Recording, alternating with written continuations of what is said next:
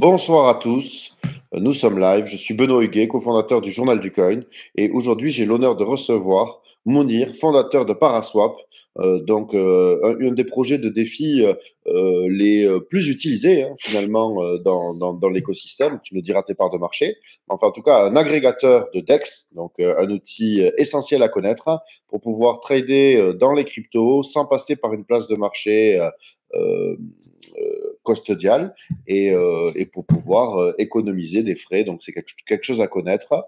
Je suis très heureux, Mounir, de te recevoir. Nous avions reçu, je pense, il y a environ 2 ans avec Samy pour le Journal du Coin. Et bien là, on est heureux d'avoir un petit point d'étape, d'avoir des nouvelles et de prendre connaissance des nouveautés qui nous attendent pour l'année 2024. C'est la fin de l'année 2023. Donc, tu pourras nous faire un petit bilan et des projets pour 2024. Mais avant tout ça, est-ce que tu nous ferais un petit récapitulatif pour les gens qui ne te connaîtraient pas encore, ta vie, ton œuvre, qui es-tu, comment tu arrives au crypto et pourquoi Paraswap, qu'est-ce que c'est la proposition de valeur, tout ça. On veut tout savoir. Saoul, écoute, merci pour l'accueil. Moi, je suis Mounir, fondateur de Paraswap. J'ai un background technique. J'étais développeur avant de commencer Paraswap, je pense, pendant une quinzaine d'années à peu près. Ok. J'ai fait un peu de code. Enfin, c'est moi qui ai écrit les premières lignes de code pour Paraswap, disons la première année à plein temps. Après, doucement, j'ai basculé plus vers du management, opération, marketing, etc. Paraswap, ce que c'est comme tu as très bien décrit, c'est un agrégateur de DEX et l'histoire, ça vient d'un besoin personnel parce que pendant le bull run de 2017-2018, beaucoup de gens utilisaient des DEX et à l'époque, il y avait un qui était connu, s'appelait EtherDelta. Donc, j'étais utilisateur, c'est EtherDelta, ça marchait, mais ça marchotait en fait. Et pour le coup, c'était trop long, il fallait payer du gaz pour toute opération. Et au top du marché, le prix du lead était assez haut, donc ça coûtait très cher. Mais tout le monde utilisait. La raison principale, c'est que il y avait pas tous les coins qui étaient listés sur Binance, Coinbase et compagnie. Alors tout le monde allait sur EtherDelta, un peu ce que fait tout le monde de nos jours. Mais aujourd'hui, on a une centaine de DEX. À l'époque, il y avait que EtherDelta. Et donc l'idée, c'était OK. Donc là, il y a un marché, il y a un gros besoin. J'ai un besoin perso d'avoir une interface qui marche mieux, quoi, qui est plus user friendly. Donc je me suis dit tiens, allez, je me lance sur un DEX qui est juste meilleur que EtherDelta, qui pourra délivrer l'expérience à la Coinbase, mais qui sera décentralisé. Ok. Donc ça, c'était fin 2018. J'ai commencé dessus vers mi-2019. Ça a pris à peu près 2 mois, mais après, ça n'a pas du tout marché. Les gens n'étaient pas du tout intéressés. Tout simplement parce que la décentralisation n'était pas encore la chose la plus demandée. Les gens ne comprenaient pas encore trop, ils n'étaient pas juste onboardés.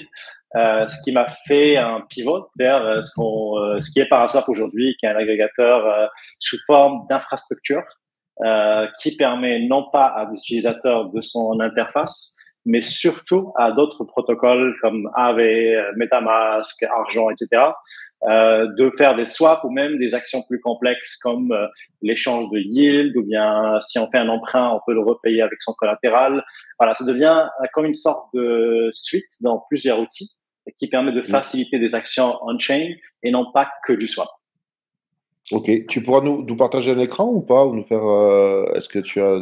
Je me souviens que la dernière fois que Ouais. tu étais passé avec Samy, tu nous avais prouvé par A plus B que c'était le meilleur chemin. Et c'est vrai que je t'ai pas prévenu.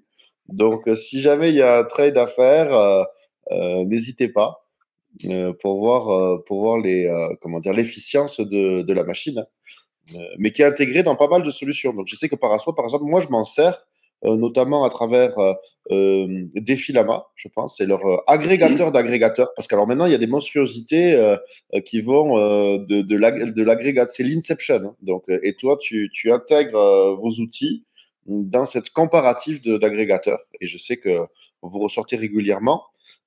J'avais une question par rapport aux métriques, donc on est fin 2023.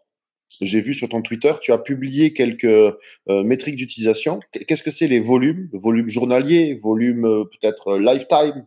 Est-ce que tu peux nous dire combien de trades sont effectués avec Paraswap? Ouais, Et je là, au sais que total, vous. on parle de... Ouais, pardon. Ouais, vas-y. Excuse-moi, non, c'est bon. Ouais, je vais dire, on est presque 57 milliards de dollars La plupart a été faite, disons, à partir de mi-2021, donc disons les 2 ans et demi, Ok. 2 années et demie qui est passé. En journalier, ça dépend, ça varie d'un jour à un autre. Là, je regarde, on est à 86 millions, c'était à 100 millions ce matin. C'est un bon jour Gagne ou à pas? 24 heures. Ouais, c'est top, Euh, ouais. Parce euh, que, en général, quand les marchés sont très volatiles, c'est là où on voit plus de volume en général chez les DEX et les CFI, et les agrégateurs notamment. Et donc, pour le coup, aujourd'hui, j'ai pas regardé trop la volatilité aujourd'hui, mais en général, quand on est vers les 100 millions, c'est que le marché est très volatile. Et on a ok. fait cette année presque 700 millions en une journée. C'était le jour Ah où il y ouais, avait le DPEG du USDC. C'était en mars quand le USDC c'est a chuté l'infamie. de... Euh, Exactement. ok, donc là, ça venait swapper, les gens swappaient comme des fous entre stablecoin, USDC, USDT. Euh, En fait, ça crée plusieurs cas d'usage. Tu as les gens qui paniquent, qui vont juste vendre, bien sûr. se débarrasser de leur USDC. J'en ai fait partie un peu. Ceux qui vont arbitrager parce que il y a de la volatilité, donc il y a beaucoup d'opportunités. Ça peut être entre, disons, un Paraswap et un Binance, ou ça peut être entre DEX, un Curve et un Balancer, par exemple. Donc voilà, ça crée beaucoup d'opportunités pour des traders professionnels, comme, ou je dirais, parce qu'il y a des gens qui vont panic sell pour limiter, on va dire, voilà, pour du stop loss, etc. Ok, ok, c'est intéressant. 2023 a été une meilleure année que 2022? J'espère. Je dirais oui, oui, oui. Ah, Beaucoup de choses, en tout cas de notre côté, beaucoup de choses qui sont passées. Après 2022, ça dépend en fait. Est-ce que 2022 en Q1, Q2 ou Q2, Q3, enfin Q3, le, Q4? La l'année, première ouais, moitié vas-y. était très différente. Mais je dirais oui, en général, c'est bien parce qu'il y a beaucoup plus d'optimisme depuis le début de l'année. Il y a des gens qui Ouais. sont beaucoup plus optimistes vu en général les montées des prix du marché, surtout Bitcoin, qui était peut-être le plus gros vainqueur de 2023, si je ne me trompe pas. Mhm. On voit aussi, ça ressemble, je pense que ça ressemble beaucoup à 2019, où on voit beaucoup plus de tech, beaucoup plus d'innovation. En 2022, on était encore resté sur un peu la bulle NFT, etc. On parlait plus de prix, des choses qui sont pas vraiment des fondamentaux des cryptos. Alors qu'en 2023, on a vu qu'il y a plus de projets, plus d'innovation. Les discussions sur Twitter, dans les conférences, etc., étaient beaucoup plus quali qu'en 2022. Et c'est exactement ce que j'ai vu, voilà, entre 2018 et 2019. Les patterns sont très, très similaires. Après, les ordres de Ok. grandeur, on n'est pas du tout là. Enfin, en 2019, je me rappelle, si on faisait 1 million par jour de volume, c'était Ouais. énorme. Je me rappelle, Uniswap, ils célébraient 5 millions en 24 heures. Là, aujourd'hui, on est à fois 1000 en termes de volume, en termes Ouais, c'est d'activité, hallucinant. en termes d'utilisateurs. Donc, ça reste, je dirais, très positif, même s'il y a ce sentiment de bear market. Mais pour nous, je veux dire, d'un point de vue technologique, je pense qu'on est toujours dans un bull market d'un point de vue innovation. Ok, oui, oui, c'est-à-dire que ça, vous n'avez cessé d'améliorer les features, les fonctionnalités de Paraswap. Je regardais Ouais. justement, j'ai vu la vidéo que tu as fait avec Picsou où tu disais le nombre en fait de DEX que vous listez et le nombre de pools. Donc là, vous avez agrégé en fait, il y a tout. Alors, par contre, est-ce qu'on peut trader du Bitcoin sur pas encore, non? Pas encore, en fait. On a regardé cet été, on a fait des expériments sur comment on peut avoir du Bitcoin. Il y a plusieurs façons. Il y a TorChain, TorSwap, Ouais, oui, oui, qui marchent pas mal, je dirais. Ils sont bien oui. intégrés aussi sur plusieurs solutions. Ça fonctionne. Il y a aussi les Atomic Swap. On a même conçu un protocole qui permet de faire des Atomic Swap, qui marche très bien. Mais ça marche très bien si tu veux vendre du BTC, Ok, mais pas à l'inverse, parce que le modèle de sécurité qu'on a conçu d'une façon ultra décentralisée permettait uniquement la vente de BTC vers un stablecoin ou vers n'importe quel token. Mais l'achat était un peu complexe vu les limites de Bitcoin, sachant qu'il y a il y a une communauté qui travaille sur une nouvelle BIP, ok, qui traîne depuis 3 ans, je pense, qui permettra en fait des cas d'usage comme celle-là. En fait, c'est un sort de programmabilité sur Bitcoin qui permettra d'une façon non custodial, enfin complètement trustless. Et à l'inverse de ce que fait TorChain, ils ont comme une blockchain au milieu où on oui, doit faire confiance à leurs validateurs. Là, oui. le modèle avec les atomic swap, on fait confiance à personne. C'est juste qu'il va falloir concevoir la plateforme de telle sorte qu'elle soit sécurisée. C'est le côté sécurité qui pose problème. Mais je Oui. dirais, pour la partie achat de Bitcoin, une fois que cette proposal passe, cette BIP, je ne me rappelle plus enfin, je peux te la retrouver dans le call, enfin, pendant le Sur call, Bitcoin, là, sur tu Bitcoin. parles voilà, une D'une façon proposition native, c'est-à-dire d'amélioration. sans passer, exactement, sans passer par une chaîne intermédiaire, sans faire confiance à n'importe quel tiers, on va dire un WTC. On peut trader du Bitcoin en mode cross-chain d'une façon très sécure, enfin je dirais la plus sécure, en utilisant les Ok. principes des atomic swap, des atomic, le hash time, ça s'appelle hash time block. Ok. Mais voilà, je dirais peut-être dans 2-3 ans, si la politique, disons, niveau communauté Bitcoin, va s'améliorer un petit peu. Je pense que dans 2-3 ans, on pourra trader Bitcoin d'une façon très sécure en mode cross-chain sans avoir utilisé des wrappers comme WBTC et compagnie et sans utiliser une blockchain au milieu qui risque d'avoir des comptes, petits, qui peut être questionnable au niveau sécurité. Ouais, il y a quelqu'un qui dit c'est méga long de 3 ans. C'est vrai que, ouais, parce que moi, les Atomic Swap, j'en entends parler depuis, tu sais, des années, hein, je crois, hein, et je vois que c'est à l'échelle de. Mais bon, écoutez, messieurs, mesdames, on est là pour le long terme, hein. On est là pour la tech, comme on dit dans le jargon. Donc, c'est rien, c'est long et c'est rien du tout de 3 ans. Mais ok. Et Ouais. moi, ce que j'avais retenu, c'est que tu n'as pas vocation, vous n'avez pas vocation à fournir justement les DEX. Vous connectez les DEX. Vous faites. C'est ça, ouais. Quel est le cœur de métier? Le cœur de métier, c'est de trouver les routes les Ouais. plus efficientes. Exactement, ouais. Tu peux voir par hasard ce qu'on appelle RFQ. Ça s'appelle Augustus RFQ. Ben, le nom est très moche, mais Ah c'est un peu le oui. protocole interne, il n'est pas très visible. En fait, c'est comme un DEX avec des market makers. Donc ça, c'est un peu différent, mais tu peux le voir aussi comme si chaque market maker était un DEX et nous on va agréger ces DEX. Mais tu peux le voir des deux côtés. C'est quelque chose au milieu. Il y a des produits qui font la même chose comme Hashflow. Ils ont le même système, sauf que c'est un produit à part entière. Pour nous, pour l'instant, c'est une feature. Donc, ça reste un DEX, mais point de vue utilisateur, il est tellement abstrait qu'on le Ok. voit pas. Mais à la fin, c'est un DEX avec un ensemble de market makers. On a presque une vingtaine de market makers qui fournissent des prix off-chain avec un settlement on-chain et qui peut être combiné avec les DEX, comme Uniswap, Balancer et compagnie. Ok, donc vous avez des gens enfin des market makers qui bossent sur ce DEX en permanence. En fait, Et oui, ils chaque sont. market maker, ce que je voulais dire, chaque market maker a sa propre liquidité, il a contrôle total sur ses fonds et il n'a même Mhm. pas besoin de déposer leur token dans un wallet, un smart contract. C'est un système de messaging, c'est des messages qui se passent off-chain et c'est l'exécution qui est on-chain qui ressemble exactement à un DEX. Tiens, il y a une question. Est-ce qu'un particulier peut devenir market maker sur Augustus? Quelles sont les Ouais, c'est conditions? possible. Ouais, c'est possible. Il faut juste avoir, on va dire, la liquidité. Il faut avoir aussi l'infrastructure parce que enfin, il faut fournir une API qui peut tenir la charge. On a quelques millions de requêtes par jour. Mais bien sûr, ouais, tant qu'il y a de la liquidité, il y a, on va dire, l'expertise technique, il n'y a aucun souci. Ok. Et moi, ma question, c'est est-ce que RuneSwap, vous pourriez le connecter dans votre maillage C'est de. possible, ouais. Ok. C'est possible parce que à la fin, ils ont des smart contracts. Si on est on est côté Bitcoin, ben je pense, c'est un envoi, c'est un dépôt de Bitcoin sur une adresse qui est générée à la volée, qui contient peut-être des messages dans le hop return, si je me trompe pas. J'espère que je dis pas n'importe quoi. Mais sur Ethereum, ce qui est clair, c'est qu'il y a des smart contracts qui permettent d'automatiser cette partie-là. Est-ce qu'il faut appeler Augustin, quoi? Oui, voilà, il y en a qui ont vu ton gobelet aussi. Il y en a Why qui not? observent l'ovni que j'ai derrière moi. C'est vrai que je sais pas exactement ce que c'est. On est surveillé.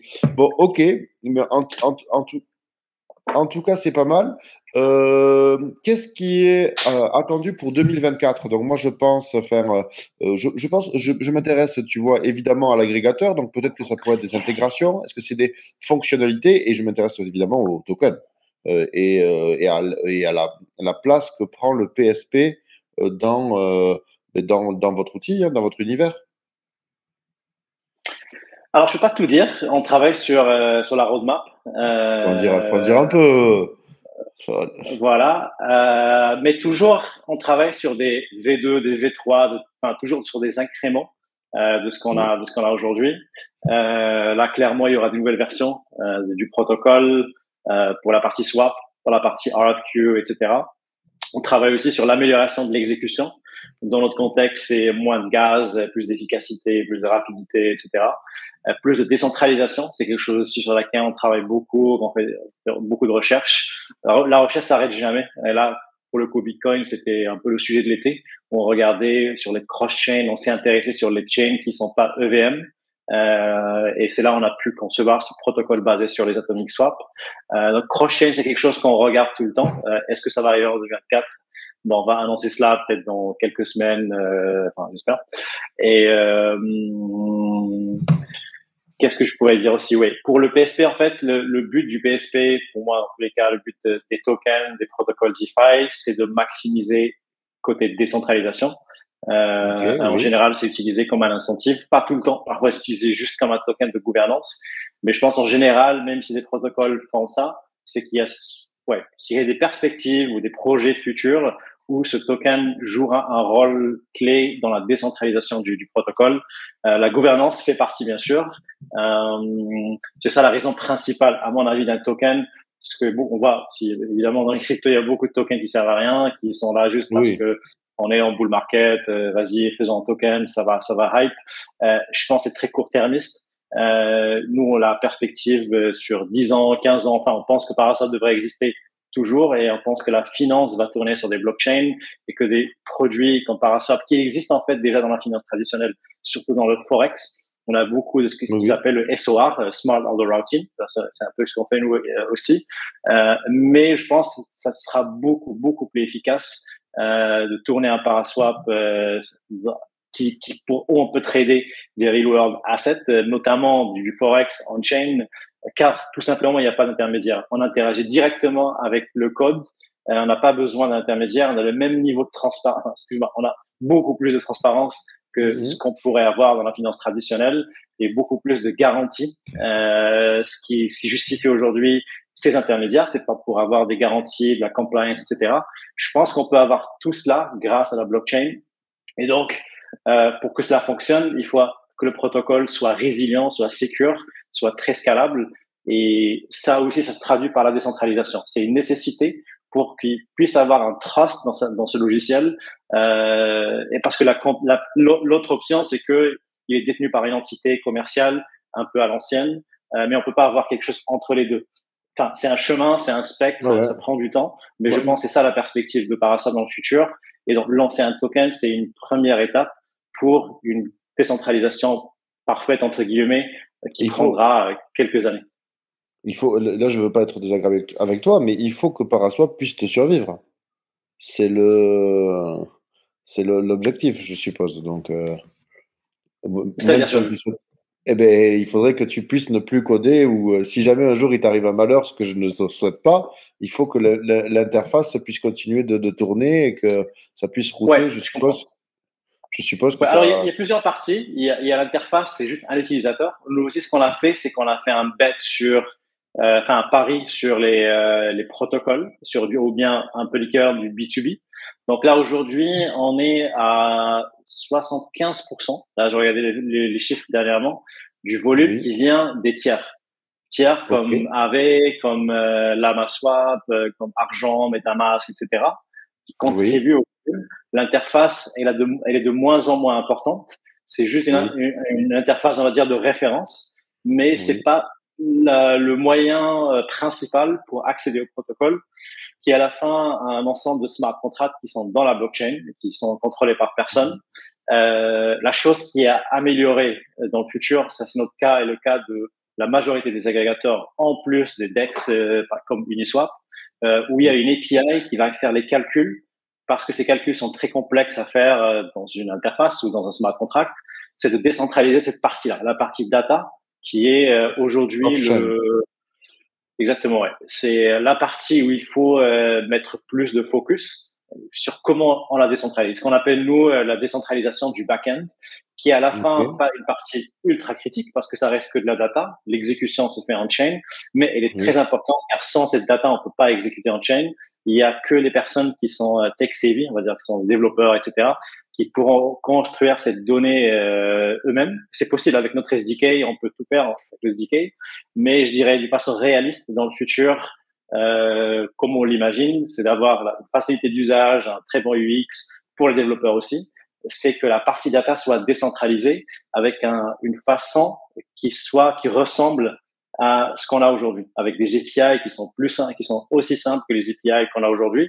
Ça prendra du temps, mais on est dessus, on travaille dessus. Ok, alors je te fais retourner, je te fais retourner des questions.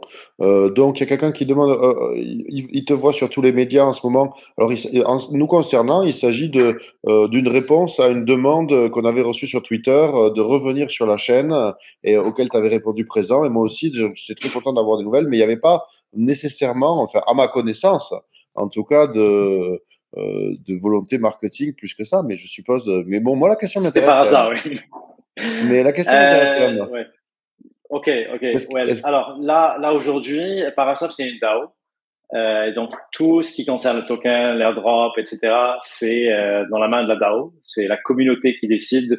La communauté, c'est les personnes, bien sûr, qu'on voit dans le Discord, dans le forum, etc.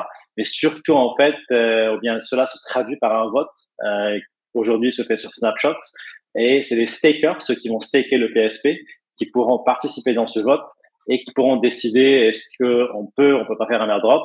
Mais en général, Ils la aiment pas. communauté n'était pas trop chaude, ouais, pour un airdrop. Ben non, c'est On a, dilué. Pourquoi ils voudraient diluer? ouais, enfin, ouais, c'est, Pourquoi donner des on a tokens à évoqué des, le sujet. et pourquoi donner des tokens à des gens qui vont les dumper? C'est-à-dire que il y a une pression aussi baissière dans le airdrop. Donc voilà, il fallait participer au début. Ouais, c'est compliqué, ouais. Mais par contre, on rejoint cette logique de la DAO. Donc, qu'est-ce que souhaitent les gens? Est-ce que vous avez parlé d'intégrer Solana? Donc, c'est quand même sur plusieurs blockchains, effectivement. Donc, au départ, c'était sur Ethereum. Maintenant, il y en a peut-être, je sais pas, 8. Je pense Matic, BSC, Avalanche. Enfin, tu le sauras mieux que On moi. est, ouais, on a rajouté Base et Polygon ZK EVM. Là, on est à Ok. 9 chains. On regarde encore d'autres chains.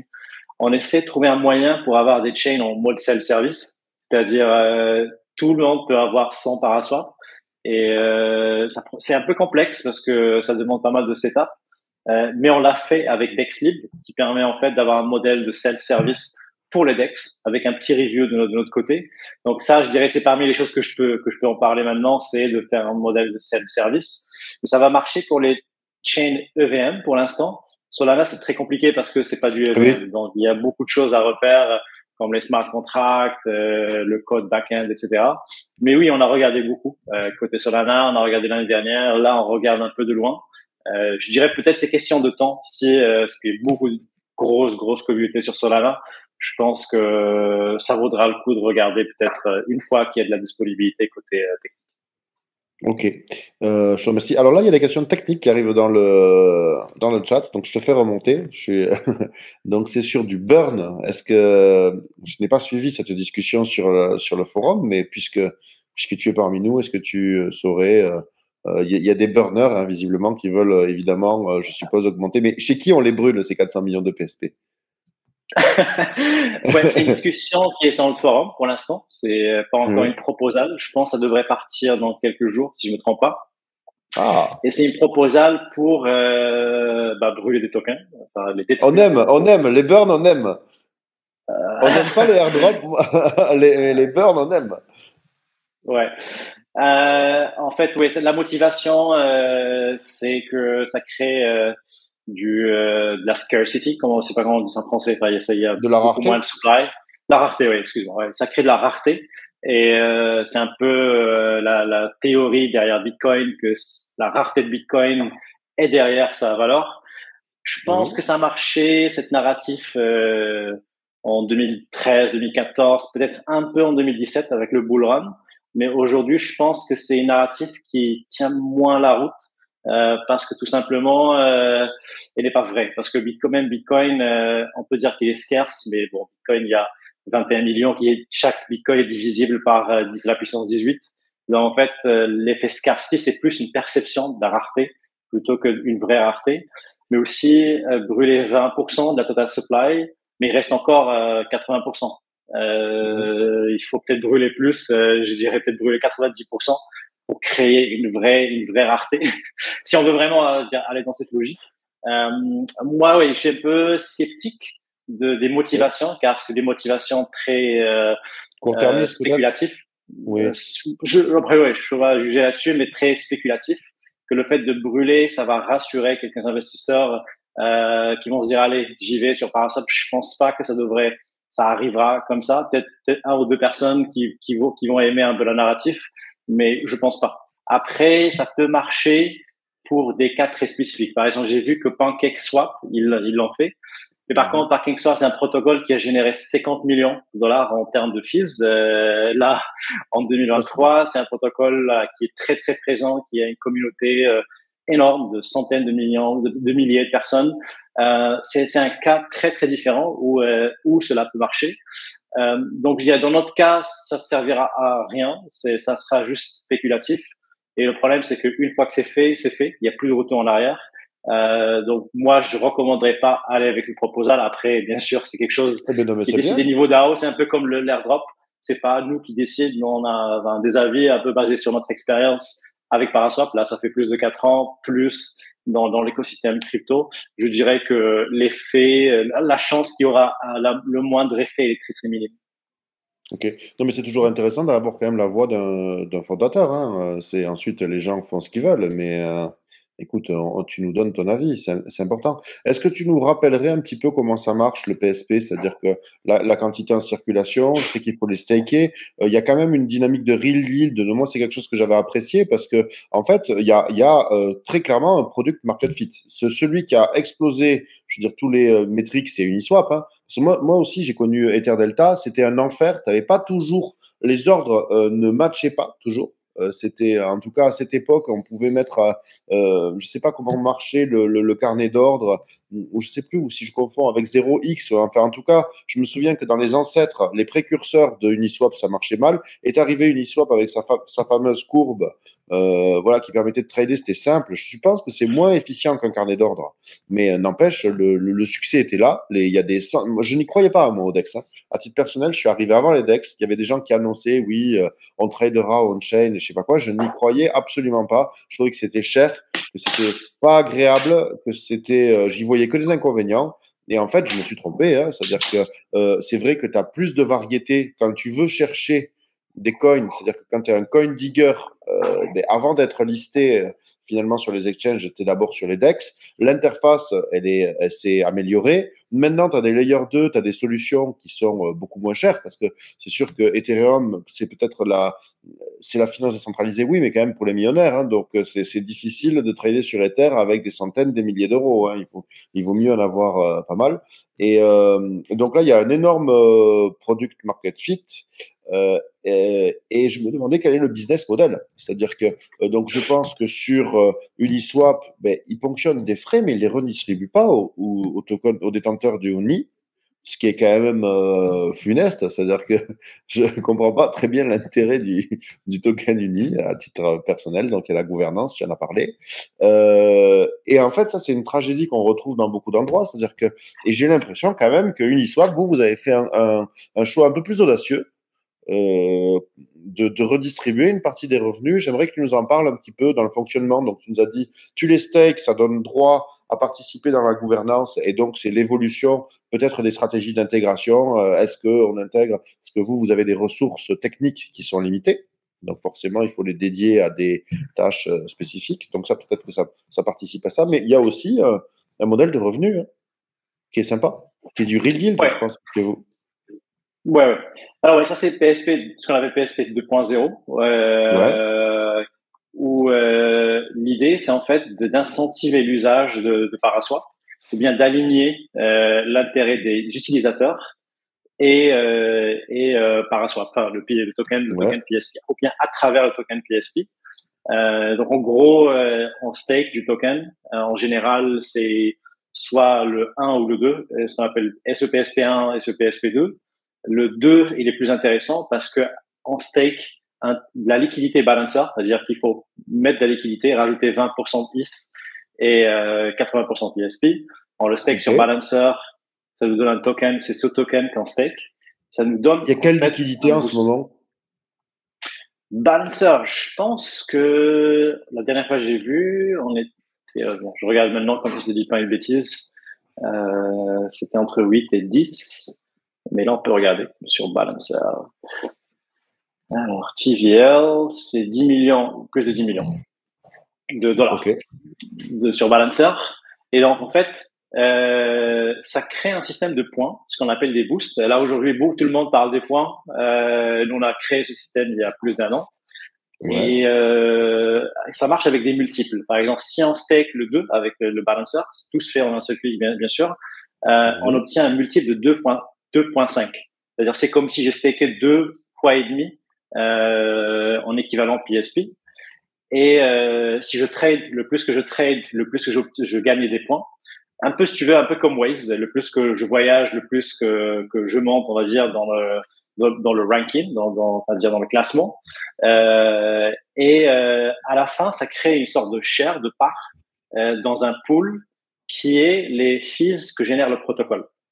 Et 80%. De partager l'écran, tu vas me dire, est-ce que c'est ça dont on parle? Ça, ouais. Voilà. Ouais. C'est la fameuse. Donc, ça, c'est sur votre interface, c'est sur l'interface Earn, mais. Ouais. Voilà, hop, et on retrouve donc les deux pools. Donc, je suppose que c'est le 1 et le 2. Le 1 et le 2, c'est ça. Ouais. Voilà. Donc voilà, c'est un système de points, comme là, un peu, c'est la mode. Pour nous, ça date bien 1 an. Et le plus de points qu'on obtient, le plus de share, enfin de part dans le pool de fees, qui est en ETH. C'est là ce qu'on appelle le real yield, parce qu'en général, avant DeFi 2020, 2021, même 2022, le yield c'était en token natif, c'est de l'inflation du token, ce qu'on avait aussi dans la PSP 1.0. Ce qui marche bien dans un bull market, ça marche pas du tout bien dans un bear market, parce que tout le monde dump dès qu'ils ont les rewards. Et aussi, c'est pas quelque chose d'un point de vue économique qui fait du sens, parce que c'est juste en fait on imprime d'argent, entre guillemets, si on appelle ça l'argent, on imprime des tokens et on les distribue sans une vraie stratégie financière ou économique. Alors que là aujourd'hui, on participe dans le système, on fait en sorte que le système il est meilleur, qu'il tourne bien. On crée du volume, on crée du volume, on crée des fees, et on crée des fees, on les met dans ce pool de ETH, et ce ETH est redistribué aux stakers. Donc, ça fait comme une sorte de mécanique qui permet à Paraswap de générer du volume et être de plus en plus décentralisé, sans une dépendance à l'effort, on va dire, d'une entité en particulier. Ça devient un travail purement communautaire qui est représenté dans les stakers de Paraswap. Et le yield, il est généré dans une monnaie, entre guillemets, qui est ETH, qui n'est pas du tout PSP, qui n'a rien à voir avec le token, qu'on peut considérer comme de l'argent. ETH, en tout cas pour moi, c'est bien sûr. C'est une monnaie. Bah, voilà. Quand même. Et tu peux pas être rémunéré dans une meilleure crypto que ETH, enfin en tout cas dans la DeFi. Je suis d'accord. Ouais, je suis d'accord. Et donc voilà, c'est ça l'idée, c'est que on stake du PSP, on s'inscrit, on va dire, dans la réussite du protocole, et en échange, on est rémunéré en ETH. Avec des conditions. Par exemple, il y a un lock-up d'1 mois, il faut claim les fees au bout de 6 mois, sinon ça revient à la DAO. Et la DAO récupère 20%, la DAO qui récupère 20% de ses fees dans la trésorerie, qui n'a pas été vraiment utilisée jusqu'à maintenant. Mais voilà, le but aussi d'avoir une trésorerie diversifiée. Vous avez combien en trésorerie? Écoute, j'ai pas les chiffres, je peux regarder si tu veux, mais je dirais là sur peut-être cette année, il y a eu à peu près 2 millions de fees, ce que j'ai vu peut-être récemment. Et 20% sur 2 millions, ça fait à peu près dans les 400K qui étaient générés cette année. Ça, c'est la trésorerie de la DAO. Après, il faut prendre en considération les variations de ETH. Donc peut-être c'est un petit peu plus, vu que ETH il a pris de la valeur. De plus en plus. De plus en plus, voilà, et je suis très content pour ça. Et pour le coup, c'est disons à peu près un demi-million de dollars plus ou moins. Mais le but, en fait, c'est que la DAO devient entièrement autonome et qui peut se autofinancer dans le futur, histoire de ne plus dépendre d'une équipe, d'une personne, d'une entité, pour que la DAO devienne indépendante un peu, on va dire ce qu'on peut voir plus ou Chez moins. Il Ave. y a personne vraiment qui a réussi à le faire. Ave, c'est un très bon exemple parce que Ouais. ils ont plusieurs contributeurs. Aussi MakerDAO, ils ont aussi plusieurs contributeurs. Même si à la fin on peut les voir comme une seule entité, mais en vrai, en pratique, ils sont suffisamment indépendants et ils travaillent sur des axes un peu différents, pas la même chose, qui fait que Maker il est autonome et ils vivent que ces entités ils vivent des fees qui sont générés par Maker. C'est pour ça aussi une des raisons pour laquelle j'étais pas très chaud pour le burn, parce que peut-être qu'il y aura besoin de ces tokens un jour, comme ce qu'a fait MakerDAO avec des investisseurs. Ils ont pu vendre des makers pour onboarder des investisseurs, ce qui a permis de diversifier la trésorerie. Et donc, c'est ça le but, parce que ça peut pas tenir le coup très longtemps d'avoir une équipe qui construit le protocole. Il faut avoir plusieurs équipes, et ces équipes, il faut Oui. qu'ils soient indépendantes. Ok, c'est super. Alors attends, tu me fais une belle transition parce que justement, quel est le business model de Paraswap? C'est-à-dire que, ben voilà. Ouais. Alors c'est des fees, c'est des frais qui sont collectés dans le trade. Par exemple, si on fait un trade, il génère ce qu'on appelle du surplus, enfin voilà, un excédent. Et cet excédent, il est capturé par le protocole. Je regarde les Je volumes. pense qu'on ne l'a pas ici. Je peux t'envoyer un autre dashboard. Attends, Ouais, je le retrouve. Il y a un autre je suis bien. dashboard qui montre un peu les fees. Après, il y a plusieurs. Il y a un qui a été fait par un partenaire indépendant qui s'appelle Ah, Six Degree sur Dune Analytics. En tout cas, si on va sur Dune, on le cherche, on peut le trouver. attends, Ça, pour le coup, je pense qu'il y a les fees. ici. Alors j'avais regardé, j'étais allé sur Dune justement me renseigner. Alors ça c'était les DEX. Et je crois qu'on retrouvait, regarde, hop, on retrouvait, voilà. Mais est-ce qu'on retrouvait les fees? Non. Mince. Ah, attends, si, peut-être plus bas. Ouais, je sais pas lequel. Non, bon, c'est pas le bon, mais ok. Mais en tout cas, ouais, je t'ai envoyé un dans Ah, ok, là vas-y. ici dans le chat qui Ouais, montre.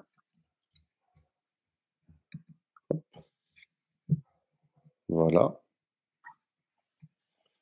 Donc ouais, là il y a beaucoup de choses, un peu des chiffres un peu des moyennes des utilisateurs.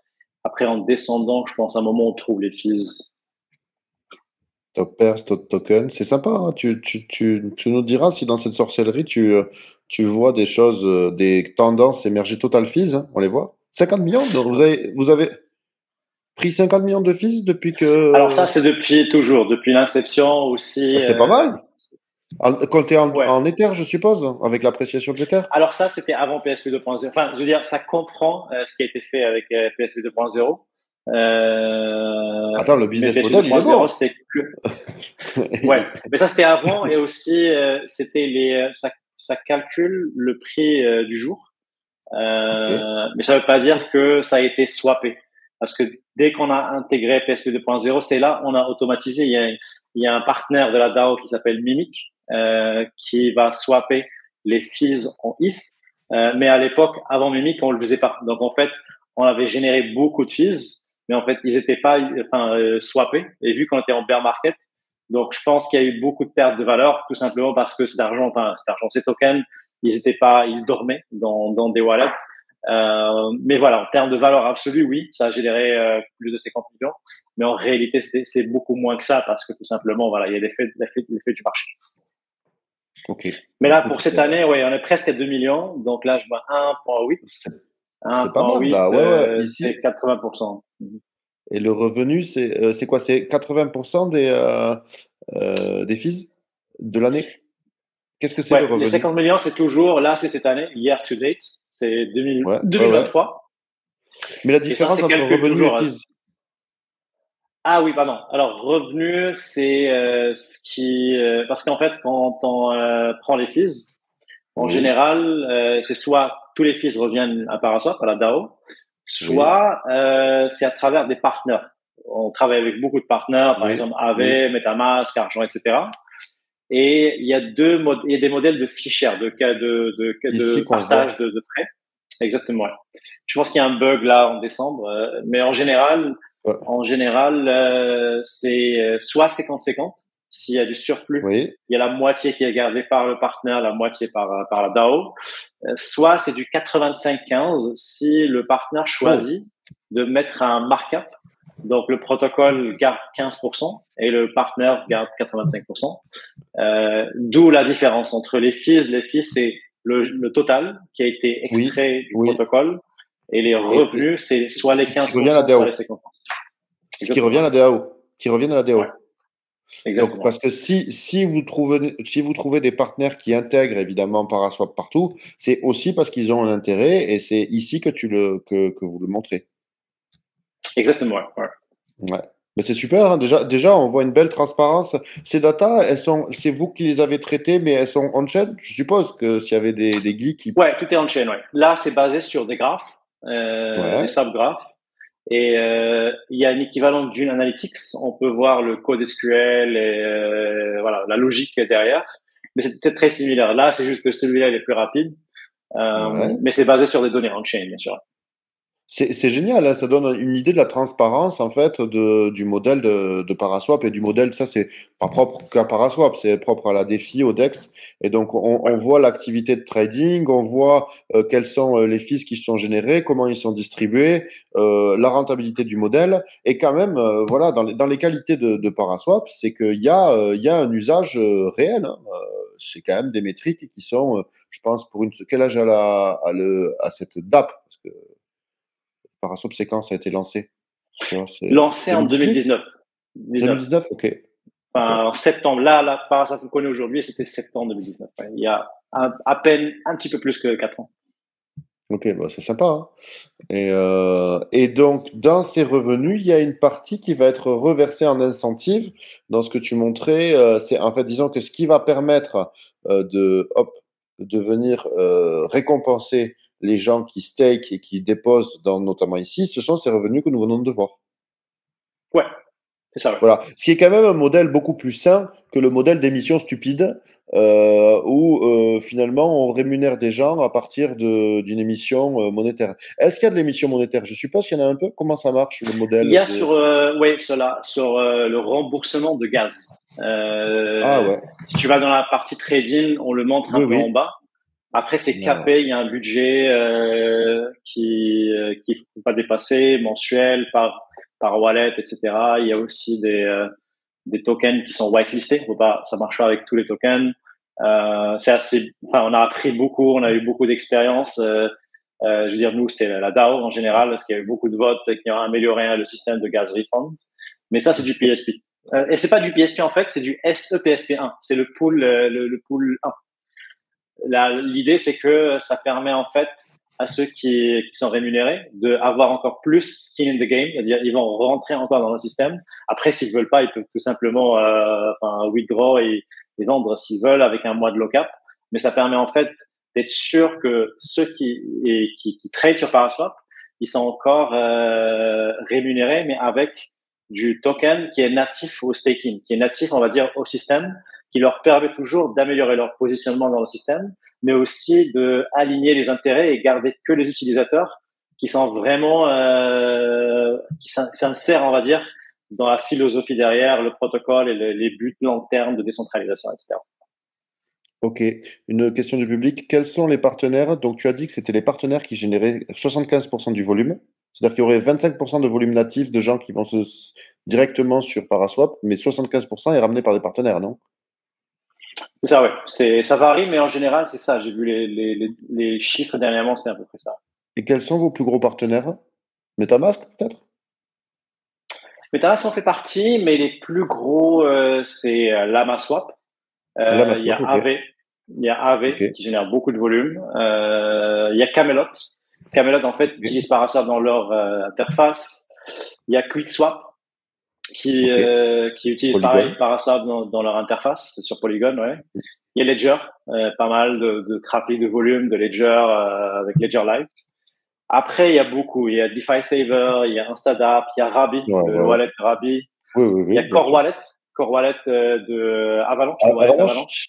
Ouais, ok. Ouais, leur corps, enfin, c'est utilisé aussi, c'est écrit Powered by Paraswap. Il y a aussi, en fait, des concurrents, mais qui sont aussi des Ah, partenaires comme CowSwap, qui est en fait à la fois un concurrent, mais aussi ah oui, un oui, utilisateur. ouais, Parce que ok. concurrent, parce qu'on a les mêmes utilisateurs. Dans ce cas-là même, on peut voir Uniswap comme un concurrent. Mais en fait, ils utilisent Paraswap comme un solver, c'est-à-dire derrière les coulisses, ils vont comparer les meilleurs prix un peu à la LamaSwap, sauf d'une façon qui se passe dans le back-end avec des modèles d'enchères. Et ils nous ramènent beaucoup de volume. C'est parmi les gros utilisateurs de Paraswap, c'est Paraswap. Et ce qui est drôle, c'est qu'on a découvert que récemment, même OneInch est un des gros utilisateurs de Paraswap parce qu'ils ont ce système de OneInch Fusion qui est un modèle avec les intents et ils ont des solvers et certains solvers vont utiliser Paraswap parce que tout simplement Paraswap a un meilleur prix et on a beaucoup de volume qui viennent de OneInch à travers leurs solvers. Alors attends, je te partage un onglet. Et quelle est votre stratégie de croissance? C'est-à-dire que, hop, là je vous vois ici, donc vous êtes quand même pas mal. Donc là, tu es au coup d'un... Alors aujourd'hui, non, mais sur les 7 jours, tu vois vraiment, allez, numéro 3, mais moi je t'accorde la deuxième place. Alors, en fait, on est Euh, numéro 2 si tu regardes les derniers 6 mois. Je peux t'envoyer un ah, autre. ah ben bien sûr, envoie-moi le dashboard le plus glorieux que tu aies. Ouais. Non, Hop. mais en fait, voilà, parce que le jour, ce matin, on était deuxième, mais après, oui, ça change, ça varie tout le temps. Mais là, en fait, c'est un fork de cette requête, là, la même que tu as sur Dune, mais Oui, elle est sur 6 mois. Parce qu'en fait, la raison, c'est qu'il y a oui, eu beaucoup d'améliorations niveau technique oui. en termes de gaz. Voilà, je viens de l'envoyer sur en chat. Alors attends, hop, Et j'arrive. c'est ça ce qui a contribué à une croissance importante. Bien sûr, à côté de cela, il y a beaucoup de partnerships qui ont été faites. Là, comme je disais, il y a, je pense, Aave aussi, qu'ils ont rajouté une Ah, intégration avec le widget. On peut faire des swaps directement sur Aave. Il y a Camelot qu'on a eu aussi en 2023. Euh, et aussi l'amélioration technique qui contribue beaucoup parce que tu as des gars comme CarSwap, comme LamaSwap qui comparent le prix modulo gaz et les améliorations de gaz qu'on oui. a faites, ils ont contribué à cette amélioration et ce meilleur positionnement de Paraswap versus les autres. Sachant que oui, on a une équipe qui est beaucoup plus petite, des ressources beaucoup plus petites que nos concurrents. Mais voilà, c'est toujours des histoires de 80-20. La loi de Pareto Oui, marche très oui. très bien. En tout cas, ça a très bien marché pour nous. Et, Où il suffit de faire quelques améliorations clés qui contribuent à des résultats qui sont aussi importantes, comme on voit ici, Paraswap se positionner bien dans voilà, le marché des agrégateurs. ouais, 7 milliards, et donc c'est une croissance par la fonctionnalité, c'est-à-dire que c'est à base de nouvelles fonctionnalités, d'optimisation, c'est vraiment un concours sur le produit, hein. C'est-à-dire que le Ouais, meilleur je dirais une produit. somme de tout, ouais. Ouais, c'est un mélange de tout, ouais. Là clairement, ouais, c'est le cas. En plus, je pense que PSP 2.0 a contribué beaucoup. On voit beaucoup d'utilisateurs, enfin, ils se sentent plus connectés à Paraswap, juste tout simplement parce qu'ils contribuent à son succès. Et donc, ils passent tous leurs trades sur Paraswap. Donc, je dirais oui, Mhm. ça a très bien marché. Aussi, des partenaires comme Camelot, comme QuickSwap, Aave, etc on a eu plus de partenaires, mais aussi à la fois, eux aussi, ils commencent à avoir plus de volume. Et donc, c'est la somme de tout cela qui a contribué au volume. Hop, j'ai eu un petit spam, mais c'était pour le fun. Et qu'est-ce qui expliquait la position de ultra leader de ce diable de One Inch? Ouais, je dirais que c'est un peu la même logique qu'on peut voir chez Uniswap et le reste des DEX. Ok, Uniswap, c'est un peu le first mover ok, dans un timing clé qui était le DeFi Summer. Ils oui, font un très bon boulot, bien sûr. Pareil pour Uninch et pour Uniswap. Mais ça aide beaucoup le fait d'être un first mover, mais pas que first mover parce que c'est pas ni Uninch ni Uniswap qui sont le first mover d'une façon absolue parce qu'il y avait des agrégateurs avant, il y avait des oui, DEX oui. avant, mais là le timing auquel on commençait à apprendre quels sont les DEX et les gens commençaient à utiliser les DEX, Uniswap était le leader du marché à l'époque. Et Mhm. pareil pour OneInch. C'était en 2022, fin 2019, à peu près ce timing-là. Je dirais que c'est ça les raisons principales. C'est cette histoire de timing où on atterrit dans le marché et qui permet en fait de garder un sort de leadership. Mais en tout cas, l'histoire dans le business en général, pas que là dans les cryptos, dans la DeFi, nous apprennent Oui, oui. que être leader du marché, c'est pas quelque chose qui est permanent. Enfin, il va Ah non, falloir non, bien sûr. défendre sa position et les choses peuvent changer dans le futur, bien sûr. Ok. Mais vous avez déjà des belles parts de marché, hein. C'est-à-dire que c'est un produit qui marche bien quand même. Ouais. Ouais. Donc là, on a parlé des fonctionnalités, les usages. Qu'est-ce que vous voyez comme usage à travers votre DEX? C'est-à-dire que les mêmes coins, tu m'en parlais en off, mais finalement, c'était moins dégène que ce que je pensais. Mais qu'est-ce que trade les gens? Comment ils trade quoi et ils trade en quelle quantité? Ouais, t'as les gros, enfin, si on regarde une journée, disons je dis n'importe quoi, de 100 millions, comme ce matin, sur Oui, les 100, il doit y avoir 90 qui est que des gros tokens, du ETH, du DAI, USDC, USDT, etc. En général, Paraswap, c'est un outil. C'est pas vraiment un protocole, un produit de trading. Les gens, ils vont aller sur Paraswap pas pour acheter ou spéculer sur un token, ils vont aller parce que ils vont ape ou Digen sur un autre protocole et ils ont moi besoin de j'aurais supply. cru. Par exemple, je vais faire du Eigenlayer, j'ai besoin de ETH Oui. et parce que j'ai besoin de ETH, bon, je vais m'en acheter un peu plus de ETH sur Paraswap. Ou Mm. bien je veux que je dépose mon ETH sur Lido, ben, je peux aller sur l'interface Oui. de Lido, ou bien ben, je peux le faire sur Paraswap, parce que je peux passer du DAI à du stake ETH sur Lido en un Mm, seul mm. clic. Donc voilà, c'est comme ça que Paraswap est utilisé. Ça c'est côté interface, mais aussi côté partenaire. Sur Aave, on utilise Paraswap pour du swap, mais ça c'est vraiment un cas d'usage minime. Le plus important, c'est j'ai du USDT qui fait 3%, et là USDC me fait 10% d'APY. Ben, en un seul clic, je peux basculer ma position USDT en position USDC. Si Mhm. j'ai un collatéral qui prend de la valeur, je peux rembourser mon emprunt avec cette valeur qui a pris mon collatéral. Pareil, ça utilise Paraswap. Des cas d'usage comme ça qui sont assez techniques, mais c'était ça aussi un choix de focus sur des utilisateurs qui sont sophistiqués ou bien sur des protocoles, ce qui nous permet aussi de pouvoir arriver à des résultats aussi importants comme là le positionnement de marché sans devoir faire, sans avoir des ressources qui sont aussi importantes que nos concurrents. Ok, je te remercie, non, mais c'est très clair.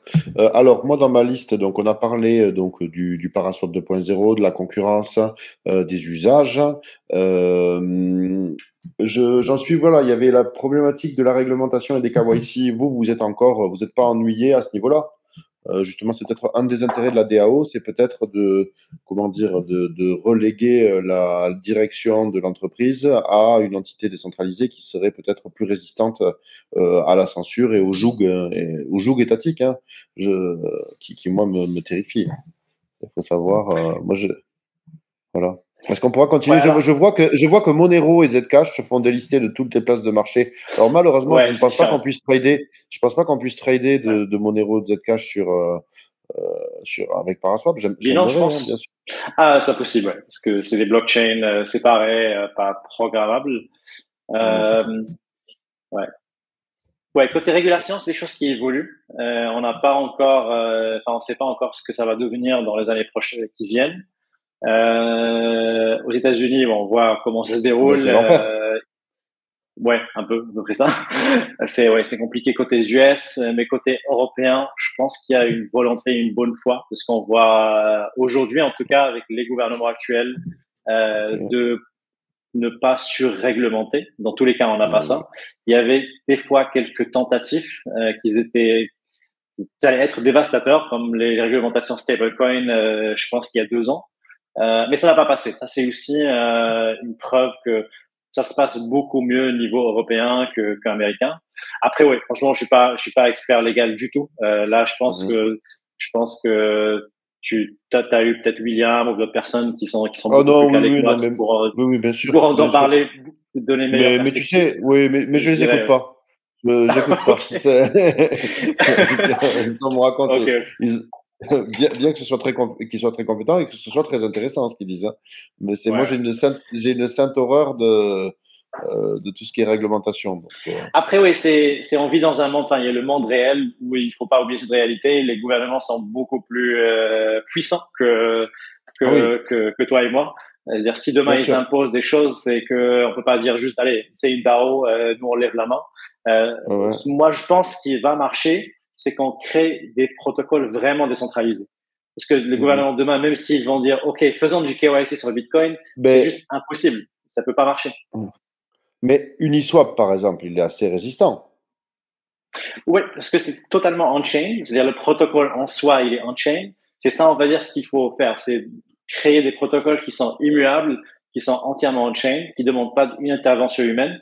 Parce que le moment où il y a une intervention humaine, c'est qu'il y a un point de centralisation qui peut être à la fois risqué pour les utilisateurs finaux, mais aussi c'est un point d'entrée pour certains gouvernements qui voudront Ben oui, oui. surréglementer le truc. Mais dans tous les cas, je pense que c'est ça le futur. Ça peut pas rester comme ça. C'est juste que c'est très complexe dans certains cas où on peut pas avoir tout on-chain comme un agrégateur peut pas tourner entièrement on-chain. Excuse-moi, l'exécution est on-chain, donc le partie trust, la partie custody, la Ouais. partie sécurité et les niveaux utilisateurs. Donc l'utilisateur, il a contrôle total sur ce qu'il fait. Mais Uniswap, je pense qu'Uniswap aujourd'hui, ça ressemble aux agrégateurs parce que si tu vas sur l'interface, ils ont une API, mais le protocole, la partie AMM, uniquement l'AMM, c'est-à-dire la liquidité, le dépôt de la Mhm. liquidité, etc., il est immuable. Ça, je trouve qui est génial, qui est un très, très bon modèle, qui Ah est oui, moi aussi. difficile. On peut pas réglementer parce que c'est trop tard. C'est déjà on-chain. Là, ce que j'ai entendu au niveau américain, c'est qu'ils veulent réguler les validateurs. Mais ça aussi, c'est très compliqué parce que tout simplement, pas tous les Ça régulateurs sont américains. C'est une vision très centrique, on va dire égocentrique sur Hmm. accès très très US, qui suppose que toute la tech vient que des US, mais en fait non. Ethereum, il est beaucoup plus décentralisé que ça. On a des validateurs partout dans le monde. Donc si demain ils demandent aux validateurs américains de faire du KYC, fine. C'est juste que plus personne va utiliser les validateurs américains et Hmm. le validation des blocs passera ailleurs. Donc, je pense que la DeFi devrait arriver à ce niveau-là. Et une fois là, ça deviendra plus résistant. Mais moi, je dirais pas que ça, on fait ça juste pour ne pas être régulé. On fait ça plutôt pour fournir le meilleur service, le Je suis service le 100% plus d'accord avec toi. sécure à l'utilisateur. Non, mais c'est plus sûr et c'est plus simple. C'est-à-dire que moi, en fait, si j'aime pas les longues procédures KYC, c'est aussi parce que c'est un enfer de remplir un formulaire stupide qui va être leaké à tout un tas de personnes. C'est-à-dire que ça met en risque, en fait, ta privacy, tu vois, c'est ta vie privée. C'est infernal. Alors que moi, pour moi, le succès d'Uniswap, c'est aussi la simplicité, hein. Tu appuies sur un bouton, tu connectes, tu swaps. Voilà, c'est ce que veulent Ouais. les gens, hein. Non, je suis d'accord. Euh, alors. Hop, hop, hop. Il y avait quelqu'un qui était inquiet, donc ça c'était si la poule balanceur se fait hack, tous les PSP hackers sont rects et la liquidité tombe à zéro. Donc il y a eu un mauvais karma. Ah, ça c'est un mauvais karma, on appelle ça, mais écoute, il faut que tu traites les angoisses de chacun. Donc comment tu réponds à cette angoisse? Bon, en tout cas, ça reste tout ce qu'on fait, y compris par ça, tous les protocoles DeFi, en fait, tout ce qui est du code, qui dit code dit bug. Donc les bugs sont possibles. Bien sûr, on essaie de faire tout en tant que communauté, en tout cas les protocoles qui se respectent, de prendre toutes les mesures de sécurité possibles. Ça commence par un process interne très rigoureux de pratique d'écriture de code, de audit interne, audit externe, open source du code, pour que tout le monde il a l'œil sur le code et si jamais il y a quelque chose, on le saura à l'avance. Mais il y a toujours un risque. Il y a toujours un risque de hack, il y a toujours un risque de bug. Il n'y a pas que des hacks. Il y a parfois, je pense, il y a quelques années, il y avait un wallet qui a lock, un multisite qui a lock des centaines de millions qui étaient perdus en permanence. Donc voilà, il y a toujours un risque. Ça reste un logiciel. Il faut faire attention et bon, c'est un peu la même règle de base d'investissement qui Hmm. s'applique aussi. On doit toujours être prêt. Tout l'argent qu'on met, on doit être prêt à le perdre parce No il y a du risk, risque. no reward. Écoute, j'ai deux fois la même question, j'ai l'impression, mais qui est posée de façon très différente. Donc, la première question est très simple, c'est when PSP à 1 $. Et la seconde question, qui finalement c'est la même chose, moi je pense, tu vois, en son fond intérieur, mais qui est quand même beaucoup mieux formulée, c'est voilà, le PSP2 fonctionne à merveille, chaque mois toujours plus d'Ether, un régal. Quelle est la suite désormais pour déloger OneInch? Je pense que tu en as quand même un peu parlé. Moi, j'ai trouvé que c'était deux façons rigolotes de poser la même chose, de poser la même question. Ouais, je dirais faut continuer à innover sur des livrets comme ce qu'on a fait jusqu'à maintenant. Aussi essayer de prendre les meilleures décisions pour le futur et penser toujours long terme. Parce que là, par exemple, là, ça fait plus de 4 ans, ça paraît comme hier, mais voilà, c'est 4 ans, c'est beaucoup de travail, beaucoup de nuits blanches, ça Pas vient de pas. burn-out? Pas de burn-out, là? Franchement, non, parce que c'est toujours un plaisir. C'est Ça quand on est reste un passionné de plaisir. ce qu'on fait, ouais, pas passionné de ce qu'on fait aussi. Le monde des cryptos, il est vraiment fou. On s'ennuie jamais, il y a toujours des choses qui se passent. Donc, je dirais non, ça va pas arriver en tout cas à moi, perso. Aussi, je vis au Ok, Portugal, il fait beau ici. Ça, je pense, que c'est une des oui. meilleures décisions que j'ai fait dans ma vie. C'est si je suis fatigué, je vais à la plage, je me baigne un peu et voilà, je Ouais. Mais refresh, restart.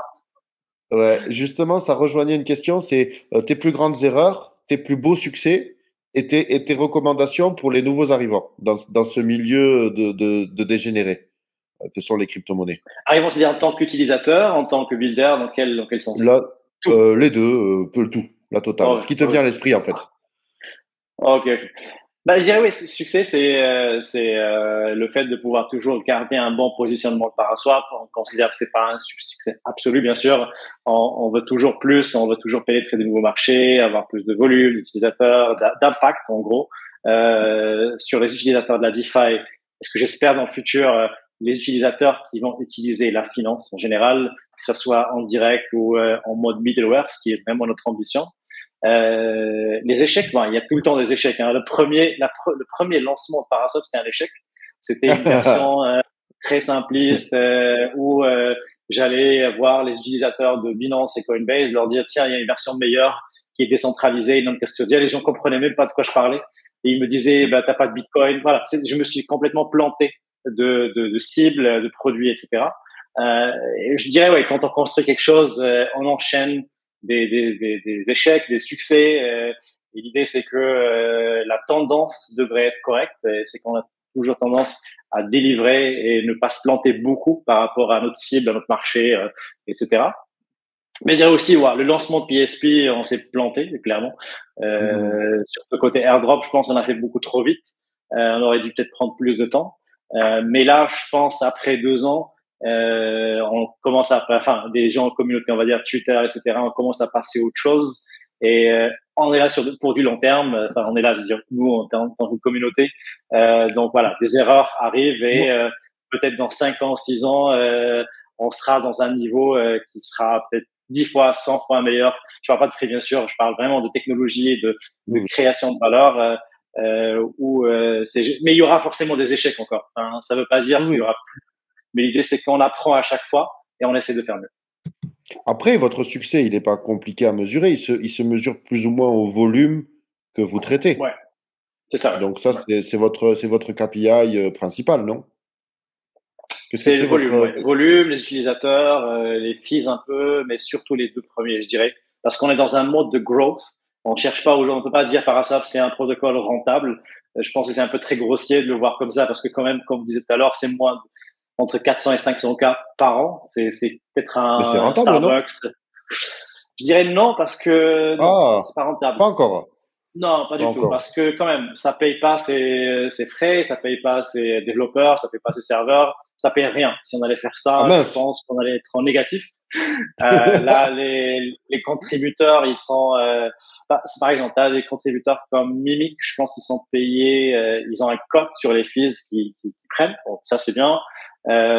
T'as d'autres, je pense, ouais, peut-être certains qui sont payés en PSP. Les troopers, on a des gars de la communauté qui aident un peu en mode voilà communautaire, qui sont payés, je pense, en PSP. Mhm. Après nous, la core team, on a nos moyens et on ne Vous demande pas avez... encore. Enfin, on avait. Est-ce que vous avez levé? Je pense. Ouais, c'est ça en fait. C'est ça.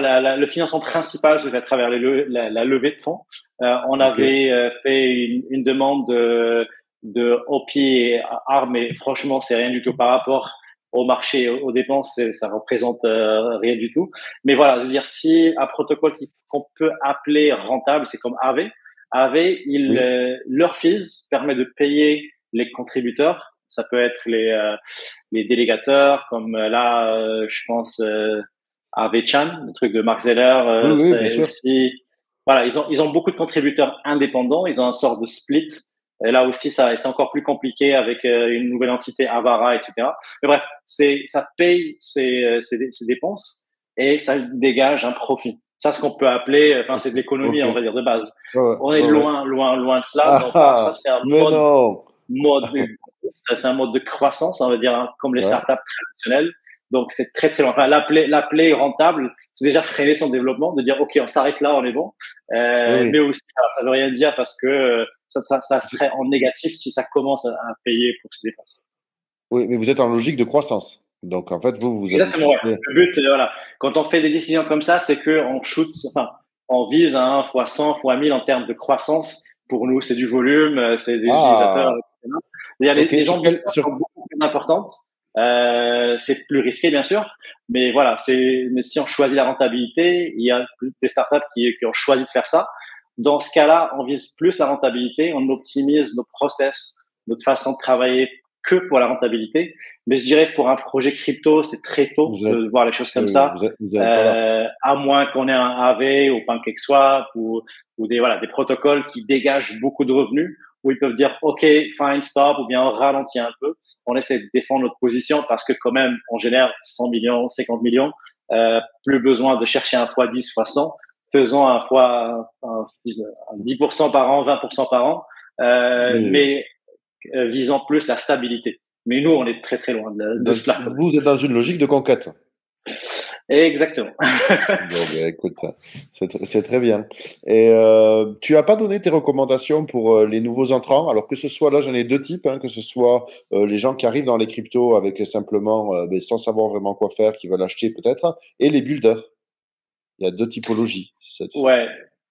Alors oui, dans ce Il y en a cas, je peut-être même, pensais à il y en a peut-être moi, même il y a peut-être, davantage, mais c'est les deux auxquels je ouais. pense.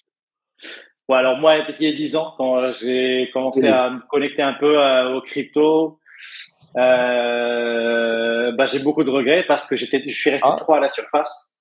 Je dirais, et après à l'époque, il y avait rien en fait. Il y avait que du Bitcoin, il y avait le projet Ethereum, il y avait pas grand chose qui se passait. Il y avait Ripple, je pense. oui, qui est toujours Mais là. toujours là, ouais. Mais je dirais, oui, c'est l'éducation, c'est la clé. Et là, on a beaucoup, beaucoup de ressources. Je